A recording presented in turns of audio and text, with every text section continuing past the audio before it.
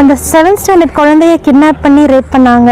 அந்த அந்த இடத்துல நம்ம யாராவது இருந்திருந்தால் நம்மள எத்தனை பேர் நம்முடைய உயிரையோ மானத்தையோ கத்தையோ பணைய வச்சு அந்த குழந்தையை காப்பாற்றிருப்போம்.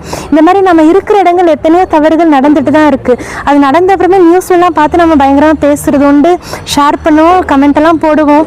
அந்த இடத்துல நாம் இருந்திருந்தால் நாம் கஷ்டப்படுறவங்களுக்கோ பாதிக்கப்பட்டவங்களுக்கோ நம்ம எந்த மாதிரி கை கொடுத்து உதவுவோம்? இதுதான் கிறிஸ்தவம் நமக்கு சொல்கிறது. கிறிஸ்தவம் வலியுறுத்துறது இதுதான். பாதிக்கப்பட்டவங்க கஷ்டப்படுறவங்க கூட இருக்கணும், கீழே இருக்கவங்க அடிமட்டத்தில் இருக்கவங்களை கை கொடுத்து தூக்கி விடணும். இதுதான் உண்மையான வளர்ச்சிங்கிறது, இதுதான் உண்மையான முதிர்ச்சிங்கிறது, இதுதான் உண்மையான ஸ்பிரிச்சுவாலிட்டி, இதுதான் பேட்ரியாட்டிசம். இந்த உணர்வுகள் நமக்குள்ள உண்மையாகவே இருக்குதா? எப்போ இந்த மாற்றம் வரும்? நாமெல்லாம் எப்போ மாறப்போகிறோம்?